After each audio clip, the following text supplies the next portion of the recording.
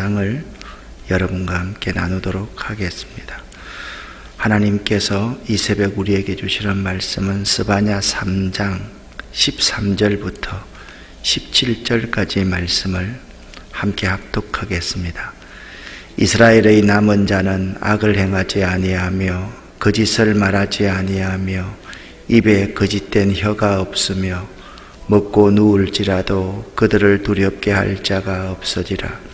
시온의 딸아 노래할지어다. 이스라엘아 기쁘게 부를지어다. 예루살렘 딸아 전심으로 기뻐하며 즐거워할지어다. 여호와가 내 형벌을 제거하였고 내 원수를 쫓아냈으며 이스라엘 왕 여호와가 내 가운데 계시니 내가 다시는 화를 당할까 두려워하지 아니할 것이라. 그날에 사람이 예루살렘에 이르기를 두려워하지 말라. 시온아 내 손을 늘어뜨리지 말라. 너의 하나님 여호와가 너의 가운데 계시니 그는 구원을 베푸실 전능자시니라. 그가 너로 말미암아 기쁨을 이기지 못하시며 너를 잠잠히 사랑하시며 너로 말미암아 즐거이 부르며 기뻐하시리라 하리라. 아멘. 스바냐 선지자는 여호와의 날의 심판을 경고합니다. 그 경고의 이유는 그 백성들이 회개하여 심판을 면하도록 하기 위함이었습니다. 스바냐는 1장에서 여호와의 큰 날, 심판의 날을 예언하고 2장에서는 여호와를 찾으라, 즉 회개를 촉구했습니다. 그리고 오늘 본문인 3장에서는 이스라엘의 남은 자에 대해서 말씀합니다. 어제 스바냐 선지자의 심판 선언에 대한 메시지를 제가 이렇게 도표로 한번 표현해 보았습니다. 여기 심판에 빨간 점이 찍혀 있고 구원에 노란 점이 찍혀져 있습니다. 그러니까 이스라엘은요, 심판을 받아서 유다 나라는 망하고 예루살렘은 황폐화됩니다. 그리고 왕과 백성들의 지도자들은 바벨론의 포로로 잡혀갑니다. 여기까지가 심판입니다. 그렇지만 하나님께서는 메시아의 오실 길을 준비하시려고 포로 중에서 남은 자들을 일으키십니다. 남은 자들을 훈련시키십니다.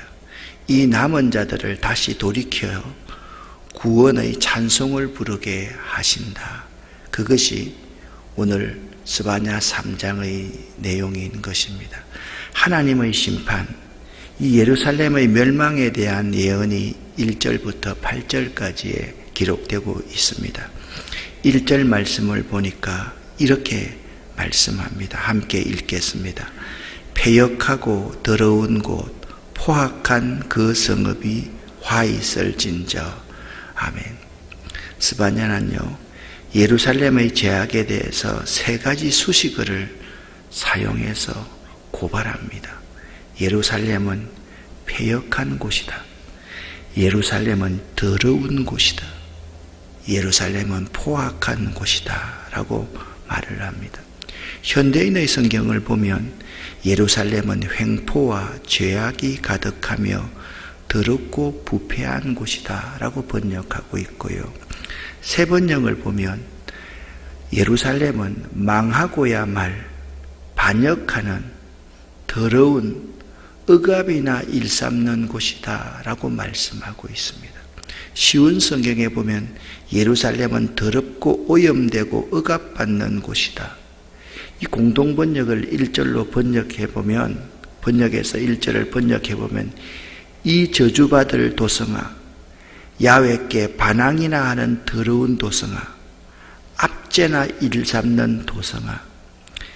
예루살렘의 죄악이 얼마나 극했는지를 1절 한 절을 보면 잘 알 수가 있습니다. 그들의 모습을 2절에서는 이렇게 묘사하고 있습니다. 읽어보겠습니다. 그가 명령을 듣지 아니하며 교훈을 받지 아니하며 여호와를 의뢰하지 아니하며 자기 하나님에게 가까이 나아가지 아니하였도다. 아멘. 그러니까 예루살렘은요, 하나님의 말씀과 교훈을 받지 않았고, 말씀과 교훈을 멀리함으로 하나님을 의뢰하거나 하나님을 가까이 하려는 마음이 없었다라고 말을 합니다. 이렇게 되자 백성들의 지도자들은요, 자기 욕심만을 채우는 정치를 하기 시작합니다. 재판장들은 돈을 받고서 판결을 굽게 하며 고아와 가부를 괴롭혔습니다. 그리고 신앙을 책임져야 할 선지자는 거짓을 말하고 제사장들은 성소를 더럽히고 있었습니다. 그런데 그들은 그런 죄악 가운데 있으면서도 수치를 알지 못하는 우둔한 자였다라고 말씀하고 있습니다. 그러니까 이 하나님의 말씀과요, 교훈을 듣지 않는 것이 얼마나 큰 죄악의 결과를 가져오는지를 우리는 볼 수가 있습니다. 오늘날 우리 시대에 이 세상에 하나님 말씀이 무시됩니다. 교회에서도요, 이 하나님의 말씀이 최우선시 되는 것보다 하나님의 말씀은 성장을 위한 도구입니다. 축복을 위한 도구입니다.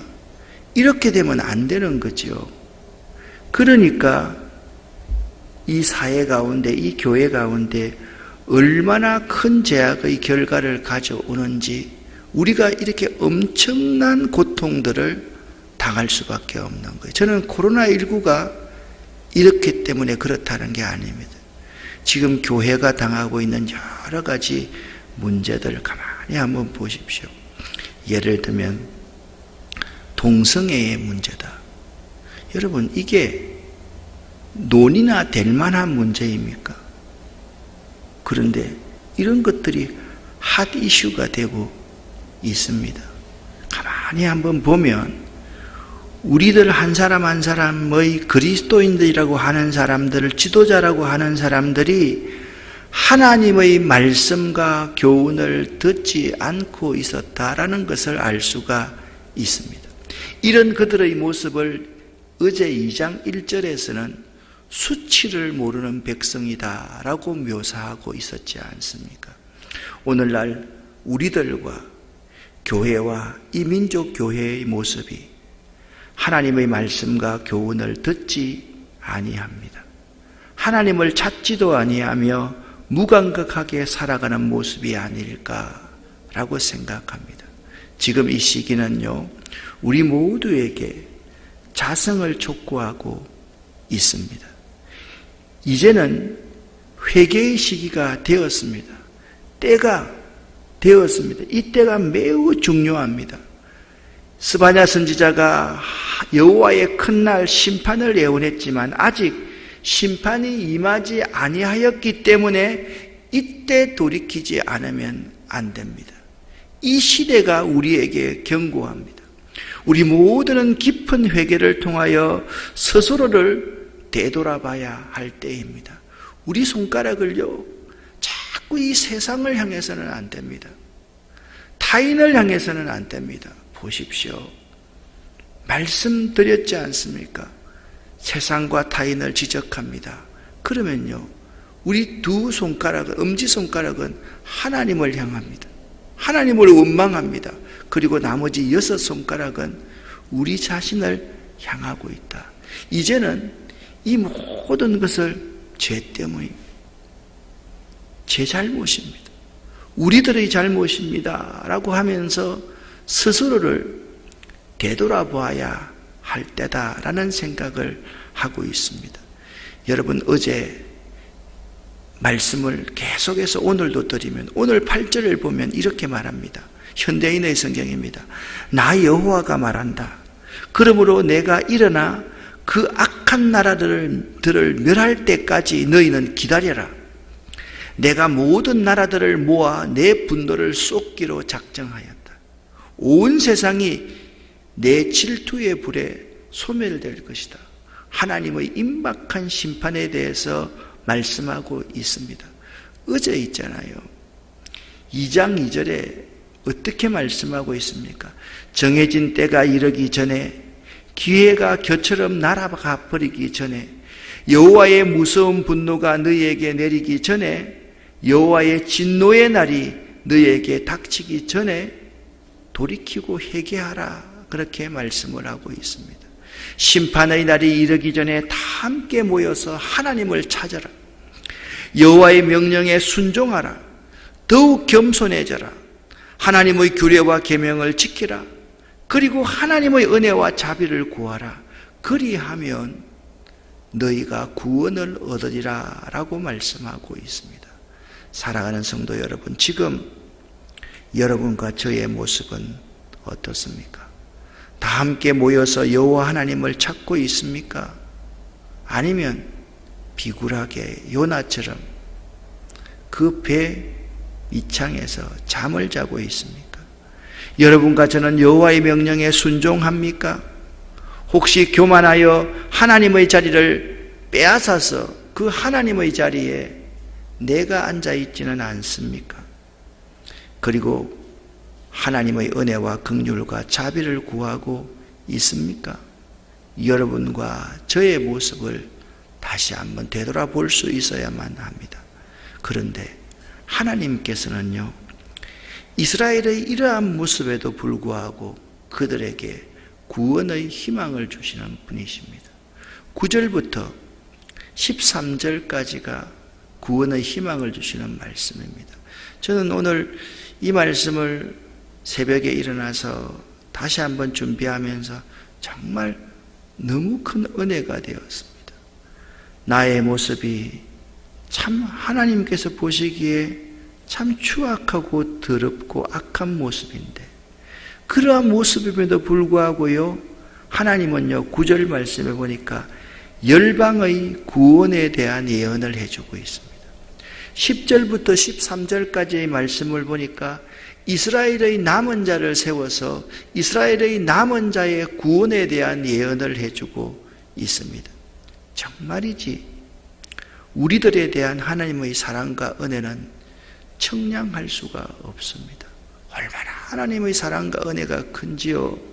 그냥 속에서 터져나오는 그 크신 하나님의 사랑, 말로 다 형용 못하니, 하늘을 두루마리 삼고 바다를 먹물 삼아도 우리가 어떻게 그 청량할 수 없는 하나님의 사랑과 은혜를 다 나타낼 수가 있겠습니까?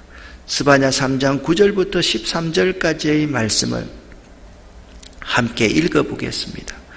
그때 내가 여러 백성의 입술을 깨끗하게 하여 그들이 다 여호와의 이름을 부르며 한 가지로 나를 섬기게 하리니, 내게 구하는 백성들 곧 내가 흩은 자들의 딸이 구스강 건너편에서부터 예물을 가지고 와서 내게 바칠지라.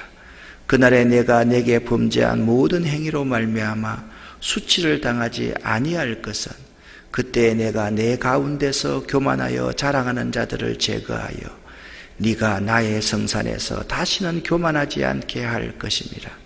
내가 곤고하고 가난한 백성을 네 가운데 남겨두리니 그들이 여호와의 이름을 의탁하여 보호를 받을지라. 이스라엘의 남은 자는 악을 행하지 아니하며 거짓을 말하지 아니하며 입에 거짓된 혀가 없으며 먹고 누울지라도 그들을 두렵게 할 자가 없으리라. 아멘. 사랑하는 여러분, 청량할 수 없는 하나님의 사랑과 은혜를 여러분은 아십니까? 청량할 수 없는 하나님의 사랑과 은혜를 깨달아 아는 이 새벽 되기를 예수 이름으로 간절히 축원합니다. 사랑과 은혜의 하나님께서, 청량할 수 없는 사랑과 은혜의 하나님께서 더럽고 추악하고 포악만을 일삼는 우리들을 향하여서 이렇게 말합니다. 노래하고 기뻐하며 즐거워하라고 하십니다.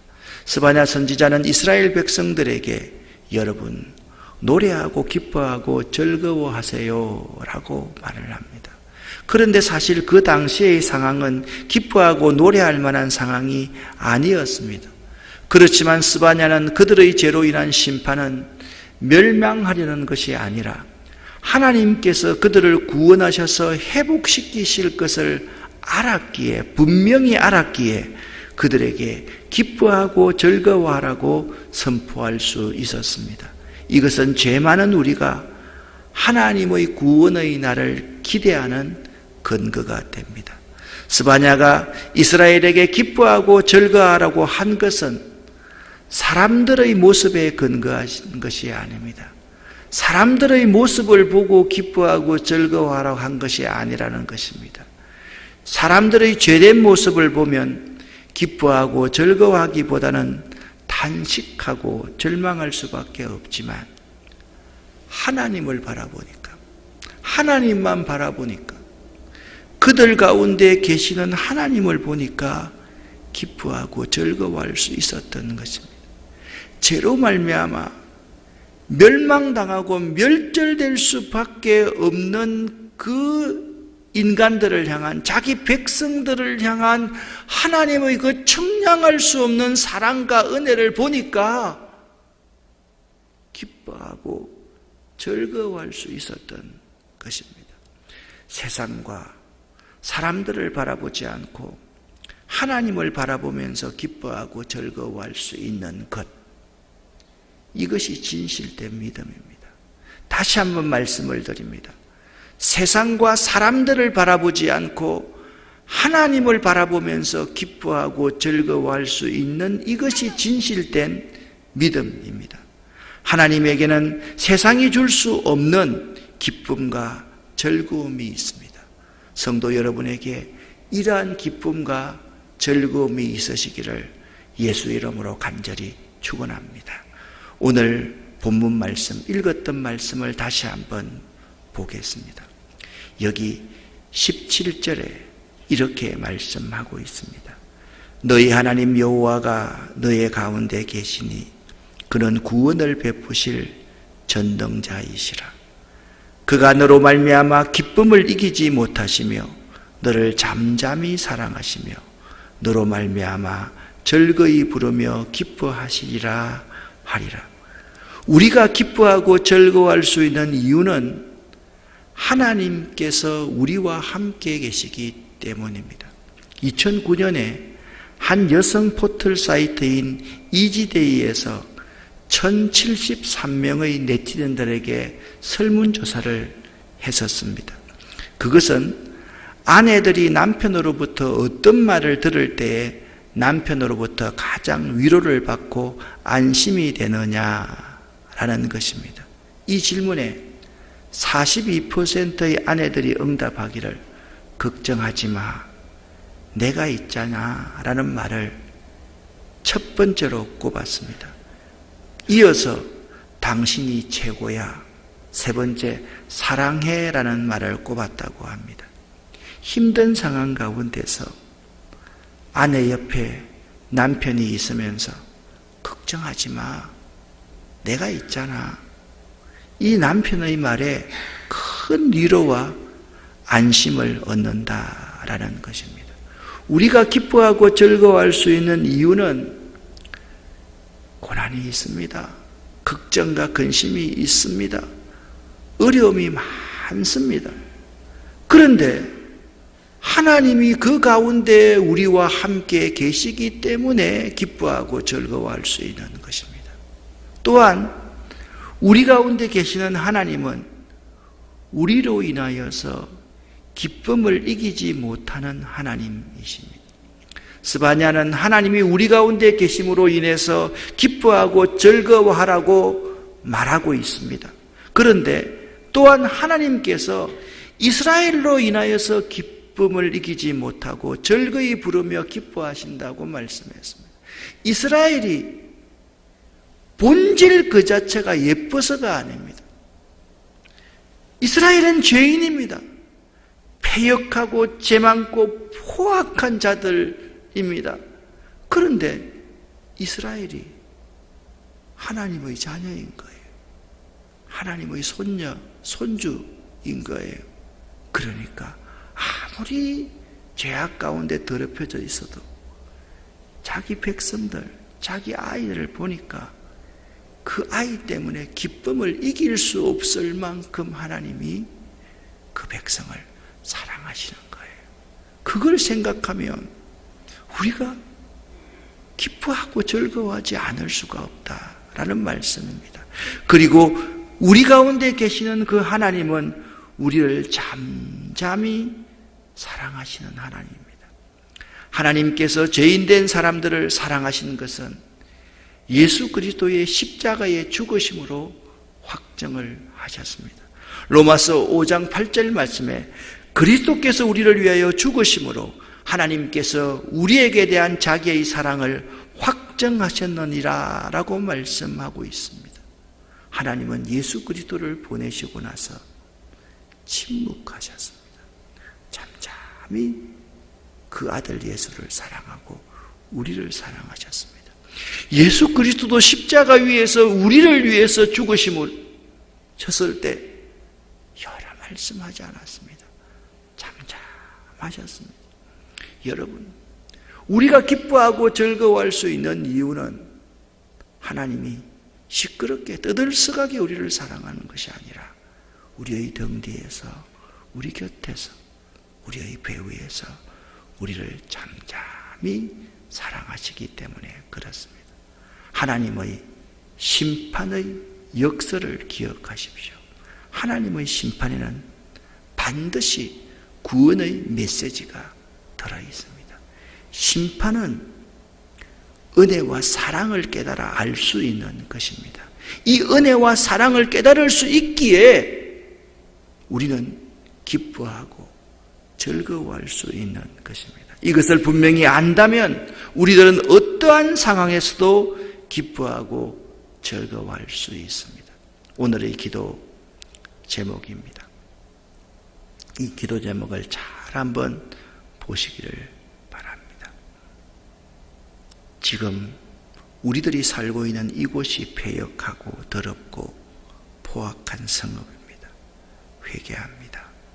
주님, 그 사랑과 은혜와 긍휼을 깨달아 알기를 원합니다.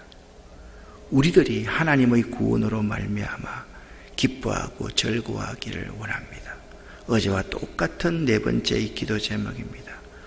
우리가 열방과 민족을 향하여서 하나님의 심판을 외칠 수 있기를 바랍니다. 우리들이 민족과 열방을 구원하는 도구가 되게 도와주옵소서. 하나님, 이제 우리들이 기뻐하고 즐거워하기를 원합니다. 오늘도 우리들은 스스로에게 이렇게 물어봅니다. 하나님, 저와 우리들이 문제이시오. 이 죄악을 남 탓할 일이 아니지요. 하나님, 제가 언제 진심으로 회개한 적이 없었지요. 내가 잃어버린 것이 하나님 앞에 진심으로 회개하는 것이 아니던가요? 오늘 여러분, 회개의 눈물을 이렇게 회복할 수 있는 여러분이 되기를 원합니다. 여러분과 제가 이 시간 너의 하나님 여호와가 이 찬양을 다시 한번 하나님 앞에 올려드리기를 원합니다.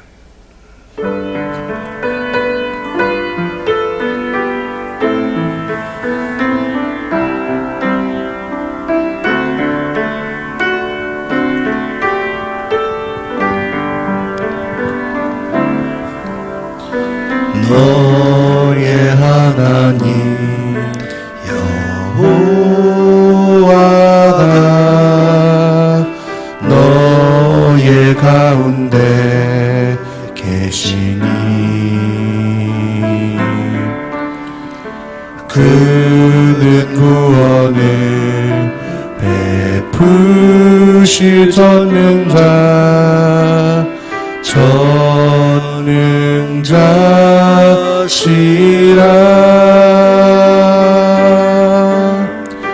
그가 너로 인하여 기쁨을 이기지 못하시며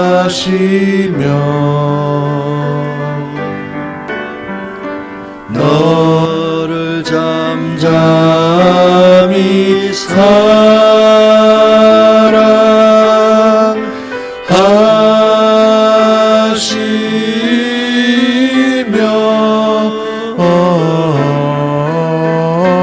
즐거이 부르며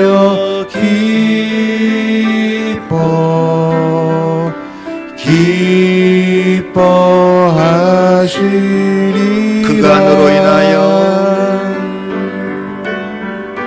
그가 너로 인하여 기쁨을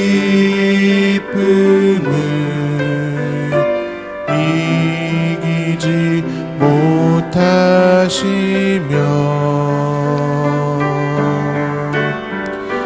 너를 잠잠히 사랑하시며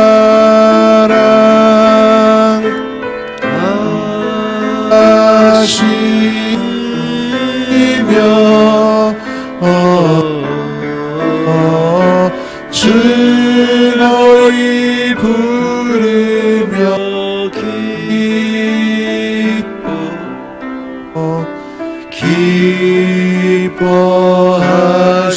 기뻐하시리라. 오늘의 기도 제목을 기억하면서 여러분과 함께 기도하는 이 새벽이 되기를 원합니다. 주여 믿습니다. 3번 고백하고 기도하고 돌아가겠습니다. 주여 믿습니다. 주여 믿습니다. 주여 믿습니다.